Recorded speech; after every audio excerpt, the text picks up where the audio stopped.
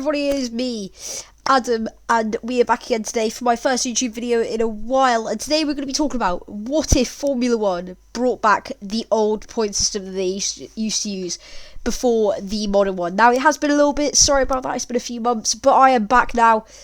And I am happy to be back with an absolute banger, kicking off a new series, what if F1 thoughts and everything. Now, if you're new to this channel and you haven't already, make sure you subscribe as well. And share this video to friends as well if you think they'd be interested. And that would be greatly appreciated. Don't forget to subscribe. On to the video then. Okay, so we're going to look at the modern point system first before moving on to the old point system. So these days, if you win the Grand Prix, you get 25 points. If you finish in second, you get 18 points. If you finish in third, you get 15 points. If you finish in fourth, you get 12 points. If you finish in fifth, you get 10 points. If you finish in sixth, you get 8 points. If you finish in seventh, you get 6 points. If you finish in eighth, you get 4 points. If you finish in ninth, you get 2 points. And if you finish in 10th, you get 1 point. And that's where the points go down to out of all 20 drivers on the grid. So 10 would not score if you finish outside of the top 10. And if you get the fastest lap and finish within the top 10, that will also score you an extra point as well. Now, the old point system, that was the first one that I watched F1 with, actually, so I remember it quite fondly. But if you won the race, you got 10 points. If you got second, you got 8 points. If you got third, you got 6 points. If you got fourth, you got 5 points. If you got fifth, you got 4 points. If you got sixth, you got 3 points. If you got seventh, you got 2 points. And if you got 8th, you get a point. And there was no fastest lap point, and it didn't go down to the top 10 that got points. And there was less points in general.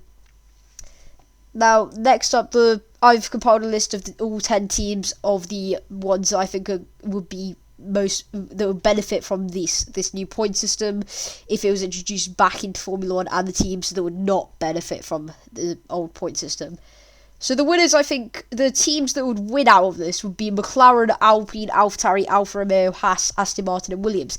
Now, all 1, 2, 3, 4, 5, 6, 7 teams there, they would all be the midfield teams I'd like you to consider them as, because I think they would actually benefit out of this, because it goes wrong for the top teams, I find, more often than it does for those sort of like midfield teams, because you see Ferrari messing up their strategies these days, Red Bull getting a couple of DNFs every now and then at some tracks, like they did at the start of the season with a double DNF in Bahrain with Max and Checo.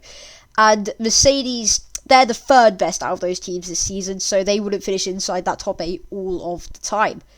So that's why they are the winners and losers there. On to how the championship might be different. I mean, obviously, like, if we're looking at this year's, it won't be much different because Max will still be winning, but the points gap will be a lot less, is what I'm trying to get at here. So it would be easier for Charles Leclerc to come back in the championship, if you may. So that's how the championship fight at the front might be different. Alpine, after their recent points loss in Singapore, might be closer to the McLaren in the championship than they are now. I think they're only 4 points behind, but still, a lot of points back then. But they'd still be closer, I think, by a couple, maybe. I don't know. Yeah, that was a quick random sort of video that I thought putting out there today. So if you enjoyed that, thank you so much for watching. Don't forget to subscribe. I'll see you guys next time. Thank you guys for watching. See ya. Don't forget to subscribe.